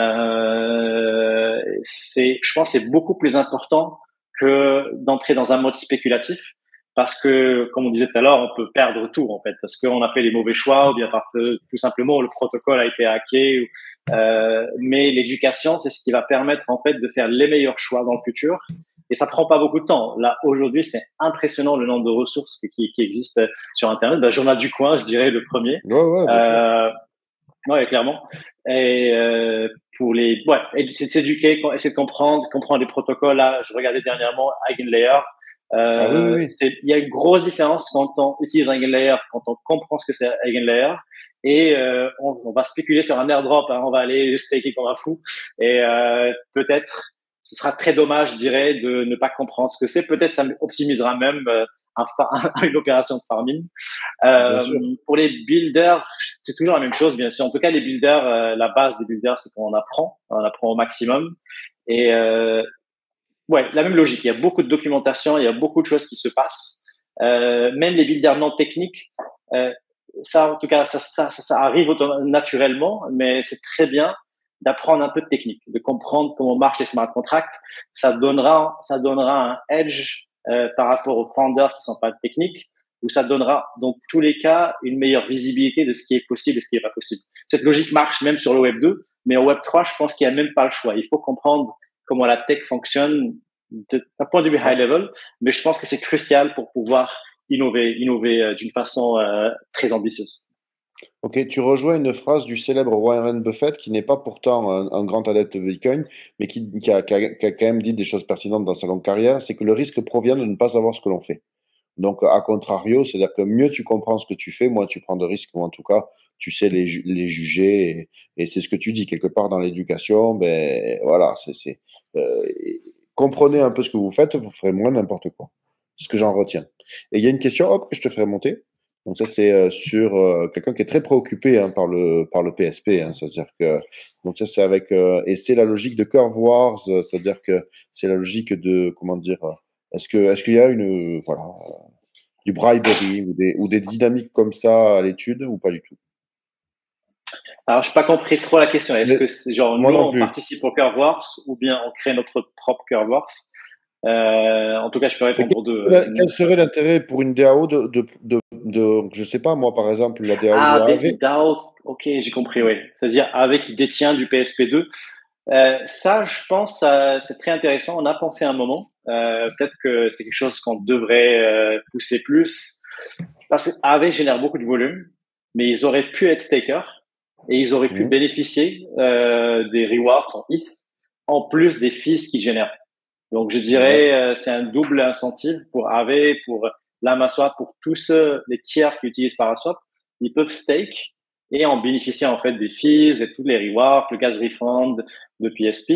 Là, aujourd'hui, c'est pas possible parce que le score, à part le stake sur Balancer, ça marche que pour les EOA. Ça marche pas pour les multisig, les smart contract wallets, tout simplement parce qu'on peut gamer le système. Et on avait aussi un modèle de délégation où je peux dire, moi je stake, mais moi je trade pas. Donc je peux déléguer à un tiers qui va trader et on peut partager les fees qui sont générés par Parasol. Si c'est un peu ça la question, oui, c'est possible. C'est juste que ça n'a pas été encore traité. Mais pour le core voir, je pense qu'il y avait une proposition il y a très longtemps. C'est juste que PSP 2.0 a favorisé Balancer, vu le côté 80-20, où c'est plus simple de mettre que 20% de ETH avec moins de impermanent loss. C'était ça la raison. Ok, mais merci. Ben là, on arrive vers la fin du live, hein. Donc, je te poserai des questions qui sont plus rapides. Et c'est en dehors, justement, on a beaucoup parlé de Paraswap, et c'est normal, hein, tu es le fondateur, donc tu nous as donné une nouvelle et tout ce qui se passe, hein. Quels sont les sujets que toi, tu observes? Quel est ton portefeuille crypto déjà? Voilà. Je ne demande jamais combien, mais je demande toujours quoi. Qu'est-ce que tu accumules? Et ne me dis pas que tu es qu'en stablecoin, je vais m'énerver. C'est, Non, non, non, non. J'ai beaucoup de ETH. Beaucoup de Ah, ETH. Dire beaucoup en termes de pourcentage. mais je te souhaite en J'ai termes de beaucoup quantité aussi, mais, mais ça. aussi des investissements qui sont Early? très long terme, qui sont en private, un peu comme zk et d'autres projets aussi sur lesquels j'ai investi. zk, je pense, ouais, c'est déjà ça, c'est très prometteur en fait comme projet. D'autres comme D-Bridge, comme Ok. Swap, comme voilà plusieurs qui sont très long terme. C'était comme ça ma vision des choses, c'est que j'ai pas besoin. Je suis très mauvais en tout cas en tant que trader, comme je te disais tout à l'heure en Ah, off. ouais, ouais, Donc c'est ouais. rare que je vais aller acheter un token, attendre. Ah, ça m'arrive de le faire, mais voilà, peut-être j'ai pas cette patience. Mais quand c'est pas liquide, c'est mieux parce que comme ça, j'y toucherai pas. Je sais très bien que je l'aurai peut-être dans 4 ans, 5 ans. Nos soucis, je bullish long terme. Donc c'est comme ça que je place mon argent. Très peu de Ok, mais c'est fois où bien. je vais aller acheter des tokens. Peut-être ça peut être du ETH ou bien mettre de la liquidité sur un protocole, un Uniswap, un AV et compagnie. Mais voilà, c'est un peu comme ça que je vois mon portfolio. Ok. Est-ce que tu farmes? Très peu, très Est-ce très que peu. tu Pas stakes? le temps. En fait, j'ai raté la DeFi Summer juste parce que j'étais que Paraswap, mais oui, j'ai. Tu sais, la plupart des porteurs de projets que je rencontre ici n'ont pas le temps pour toutes ces bêtises, hein. Je veux dire, ils ont la tête dans le guidon et en général, à moins que ce soit leur cœur de métier, tu vois, si je vois le Ouais. défi collectif de Token Breeze, évidemment, lui, ça fait partie de ses propositions de valeur de faire fructifier ces cryptos dans la défi. Mais sinon, les builders, en général, ils buildent, hein. Donc, ok, ça me surprend pas spécialement, hein. Et staker, est-ce que tu stakes ou est-ce que tu liquid stake ou est-ce que tu restake? Est-ce que Ouais, ouais, là j'ai commencé dernièrement, en tout cas en mode exploratory, de comprendre un peu Eigenlayer, et comment ça fonctionne et c'est quoi les modèles, on va dire techniques, sécurité, etc. Oui, je suis là dernièrement un peu, je regarde beaucoup Eigenlayer et ok, son ça fait partie de tes fonctionnement et focus. ses promesses dans le futur et aussi comment ça peut sécuriser d'autres protocoles. C'est quelque chose qui m'intéresse beaucoup. Ouais. Ok, le restaking. Donc, ok, il y a d'autres sources d'intérêt que tu as. Je pense au bridge. Tu vois, tu as parlé pas mal de stratégie Ouais, cross-chain. Est-ce que tu as des petits chéris? ouais, en tout cas, c'est le futur, c'est sûr et certain. On regarde beaucoup, bah là, comme je disais tout à l'heure, on regardait Bitcoin et comment on peut avoir une sorte de bridging natif. C'est Ok, ça pour nous l'enjeu, c'est comment on peut avoir du cross-chain d'une façon la plus sécure possible avec un minimum de trust dans des tiers. et surtout après des cas comme multi-chain qu'on a vu il y a quelques mois Oui. où on a compris, tout le monde a été pris par surprise. Nous aussi, on regardait pas les détails. Je pense qu'on a même utilisé sur Phantom pour Paraswap, mais ça paraissait sécure. Peut-être c'était un élément de trust qu'on voyait. Et c'est pour ça que je te parlais de TorChain, TorSwap. C'est génial, l'équipe elle est très très bonne techniquement. Mais voilà, il y a Ils se sont fait un hacker peu de deux fois. trust. Plusieurs fois, ouais, c'est sûr. Ouais. Là, c'est sûr. Ouais. Et là, ouais, je pense qu'il y a des modèles intéressants. Que je pense côté cross-chain, c'est le modèle de ce qu'on appelle message passing. On passe des messages d'une chaîne à une autre, qui m'a l'air intéressant. Il y a l'ER0, c'est très controversé, Oui. mais je pense que Moi, j'ai j'essaie de reçu... comprendre. ouais. Vas-y, Moi, j'ai reçu des gens qui étaient fans de Layer Zero. Je pense que c'était Pablo Vera de Angle Protocol qui appréciait ouais. Layer Zero. Je sais qu'il a ses défenseurs, peut-être ses détracteurs. Je les ai pas encore rencontrés, mais je suis sûr qu'il y en a. Ouais, oui, c'est un peu chaud côté Twitter parce que en fait, ils ont fait un move où parce que eux, ils dépendent beaucoup d'Oracle. Ils ont des smart Oui. contracts d'une chaîne à une autre, mais pour passer les messages, on utilise des oracles pour pouvoir Mhm. écrire dans une chaîne ce qui s'est passé dans l'autre chaîne. Par défaut, avant, ils avaient Chainlink. Déjà, les gens critiquaient pourquoi vous utilisez Chainlink. Et mais en fait, c'est modulable. On peut choisir d'utiliser layer 0 et avec son propre oracle. On peut garder la configuration par défaut qui était Chainlink, mais je peux dire, OK, j'utilise mon oracle fait maison, Comme un nœud sécurisé par mon RPC. token. Au moins, voilà, ce que tu veux. Et mais ce qu'ils ont fait, c'est qu'ils ont remplacé Chainlink par une oracle de Google. Ah, Il y a oh, quelques semaines ou quelques mois. Et c'est là où les gens, voilà, ils ont grosse trouvé ça colère. comme une sorte de recentralisation, parce que ça dépend de Google et Google, voilà, c'est pas très, très crypto. Euh, mais ça, c'est toujours la même chose, le même principe qui s'applique. Je peux utiliser la R0 sans utiliser Google. Je peux utiliser n'importe C'est quel oracle. Chainlink? Ça peut être Chainlink, ça peut être un autre oracle, ça peut être quelque chose fait maison comme Scratch. L'idée, c'est d'avoir une entité tierce qui permet de passer un message d'une chaîne à une autre, tout simplement.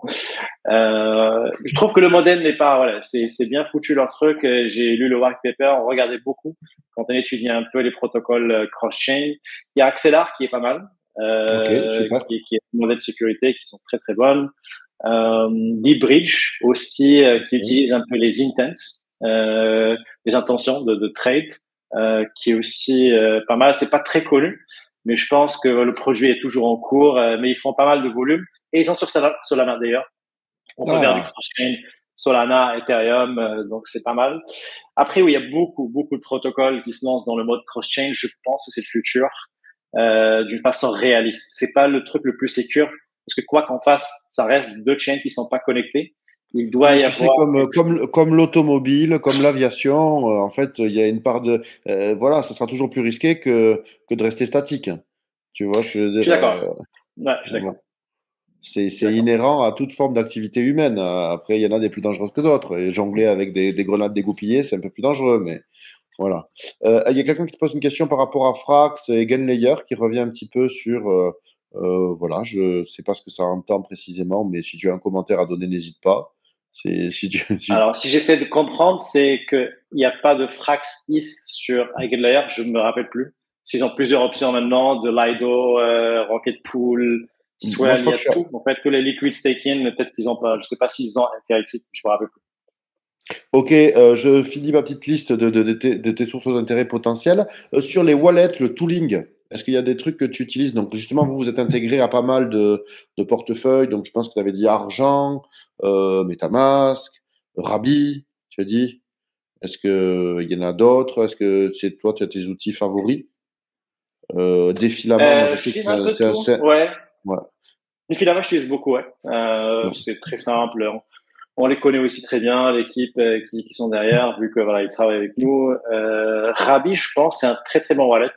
ok. Euh, c'est juste que Rab- MetaMask est plus connu et tout le monde utilise MetaMask, mais en fait, Rabi, vraiment, c'est un très très bon produit enfin, qui couvre, on va dire, tout ce que MetaMask n'a pas pu faire ou voilà, parce que MetaMask sont assez grands et génèrent beaucoup de volume, ils prennent moins de risques, alors que Rabi, ils sont aussi dans un mode growth. Et donc, ils rajoutent beaucoup de choses. Ils ont des meilleures fonctionnalités. Wallet, je dirais que c'est ça. Après, Mais oui, pas que j'utilise beaucoup Wallet, hein, Gnosis. ça... Ouais, ah oui, oui, Ouais, super, Gnosis Safe, ouais. ouais. Après, oui, les outils, je pense que ouais, c'est D-Bank, Twitter, si on Dis-donc. considère que c'est un outil. Oh, mon Dieu, c'est un Twitter Après, oui, oui, maximaliste. Ouais, moi, je suis beaucoup. C'est mon réseau ouais, social de prédilection. ouais, je suis quasiment tout le temps sur Twitter. Après, ouais, je dirais que c'est pas toujours la meilleure idée, parce qu'il y a beaucoup de choses qui se passent et ça crée beaucoup de distractions, mais c'est sympa de suivre quelques débats de temps en temps, comme celle de Layer Zero que je disais tout à l'heure. Ok. Super. Alors, attends, les mêmes coins. Est-ce que tu as des mêmes coins de référence ou pas du tout? Je T'as jamais crois pas. sombré dans la même coinerie? Je crois pas. Je pense que je l'ai ape une fois Ah, là cette année. Et à un qu'est-ce que t'as hype? moment, je sais pas, je me rappelle plus. J'ai fait quelques coins. À un moment, je me suis dit peut-être tout ça c'est des scams et j'ai arrêté. Désastreux? Mais j'ai regretté parce que ça a fait un fois 10 après. Ah, mais ils sont très ingrats, hein. Les mêmes coins sont très, très ingrats. Ok, donc, mais c'est normal. Gaming, t'es gamer ou pas? Et donc, crypto et Non, gaming, ok. non, non, pas trop. IA, intelligence artificielle, Alors, j'utilise beaucoup comme outil, ouais, surtout de recherche. C'est complémentaire à Google. Chercher sur Google. J'utilise pas mal de chat GPT. ok. Aussi, pour composer des messages, il y a des très bons outils qui permettent de corriger automatiquement la grammaire, voilà, enfin, Ah, la formulation, etc. t'as du name Grammarly, dropping? j'utilise Grammarly. Grammarly, Grammarly, ok. c'est top. Bien sûr, ChatGPT un peu comme tout le monde. Ouais, En interne, je pense qu'on utilise Copilot. ok. Ça permet aux devs d'aller beaucoup plus vite. Et je vois aussi maintenant les devs quand ils font des recherches, Ouais, ils utilisent des modèles de machine learning pour pour autre question. Bref, ouais, des modèles de machine learning, ce qu'on appelle du IA de nos jours, aussi pour mieux affiner leurs recherches, pour cruncher les données. Ça, on le fait pas mal en interne d'une façon utilitaire. Avant, les gens faisaient du machine learning parce qu'il y avait des vrais cas de machine learning. Là, ça devient une commodity que tout le monde utilise et nous aussi, on le fait pas mal en interne. ok, et t'as identifié des croisements entre l'intelligence artificielle et les cryptos ou pas? Alors, c'est pas trop la chose que je cherche, mais je regarde de temps en temps quelques investisseurs en parler. Euh, Parce qu'aujourd'hui, le problème de comme un chat GPT, c'est que il faut les données qu'ils collectent sur nous. Parce que là, moi, je vais sur chat GPT, je pose des questions sur tout et n'importe quoi. Il se peut, ou bien c'est juste question de temps, où l'IA va nous connaître plus qu'on se connaît. Et tout cela, il est sous contrôle des entités commerciales, un peu comme OpenAI, qui c'est juste une entité commerciale. Et ça peut être très très très dangereux. J'ai aussi un fils où on essaye de pas le mettre du tout sur les réseaux sociaux, sur Internet, parce qu'on ne sait Oh, pas à quoi va ressembler le futur. oui, Parce qu'aujourd'hui, l'IA construit un profil sur nous. Bah, il a déjà un profil sur nous. Et il y a même des choses bizarres parfois sur Android. Quand on dit quelque chose, parfois on voit une pub qui nous sort dans la gueule une fois qu'on va sur ouais, Internet. ouais. Ben voilà, ça, en utilisant de l'IA, on risque d'avoir un monde qui est contrôlé que par des bots. Mais je pense qu'on peut faire une différence en tant qu'humanité en faisant très attention. Et je crois que les cryptos, ce qu'on peut faire, c'est de décentraliser ces entités, ou bien tout ça, décentraliser pas en sens comme on fait aujourd'hui une DAO avec un snapshot, etc., mais une vraie décentralisation au niveau technique qui nous assure que la connaissance n'est pas centralisée dans une seule entité. Mm, mm. Mais écoute, ouais, mais je souhaite que ça aille plutôt dans ce sens que dans le premier que tu as décrit d'une observation. Et écoute, on est à la toute fin, donc là, ben c'est plutôt les deux dernières, les visions pour 2024. Bullish Bitcoin, bullish Ether, bullish Solana, bearish. Ouais, je dirais les trois, ouais, ouais. Enfin, j'y crois plus en ETH, pas parce que je suis dans le monde Ethereum, mais je pense qu'il y a beaucoup plus de cas d'usage au niveau Ethereum. Mais bien sûr, Bitcoin, ce que j'aime bien, c'est vraiment la monnaie ou bien le protocole le plus décentralisé qu'on a créé, que l'humanité a créé jusqu'à aujourd'hui. Solana, c'est génial parce qu'ils ont réussi aussi à combler les vides côté Ethereum en termes de performance, etc. Mais aussi côté communauté, c'est impressionnant ce qu'ils ont en termes de communauté. Peu importe ce qu'on peut penser. Mais voilà, les trois. Après, oui, bien sûr, bon, sur le projet sur lequel je travaille, évidemment. Mais voilà, sur les trois que tu as dit, oui, je suis très, très bullish, surtout ETH, je dirais ETH, Bitcoin, Solana. Ok. Et combien de temps va durer le bull market pour toi, si jamais il a commencé? Alors, je peux pas dire parce que avant, c'était marrant, tout le monde parlait de super cycle. Ouais, Mais ouais, là, ouais, c'est vrai. trois, trois ou quatre derniers cycles, c'était exactement des cycles de 4 ans. C'est les mêmes patterns. Est-ce que ça va changer? On voit pas pourquoi. Aujourd'hui, on voit aucune Donc raison pour laquelle 2024, ça va 2025 et changer. par contre, bim, 2026, grosse claque. Voilà, très difficile. Après, peut-être, ça va changer une fois que le monde, les cryptos, l'écosystème devient beaucoup plus stable, un peu comme la finance. Mais ça, je pense qu'on en a encore 2, 3, 4, 5 cycles. Who knows, comme on dit. Mais je dirais oui. Moi, je serais de mon côté plutôt, je verrais les cycles de 4 ans. Mais chaque cycle, on est à fois 10, fois 20, fois 100, fois 1000. Là, comme je disais, niveau volume, par rapport au prochain, enfin, au dernier cycle. Donc, il y a du progrès d'une façon Oui, oui. absolue, quoi qu'il arrive. Ok, eh bien c'est super. Ben, en tout cas, je te remercie pour t'être prêté à cet exercice, à nous avoir donné les nouvelles de Paraswap. On a vu un petit peu l'interface. Tu nous as demandé des visions 2024-2025.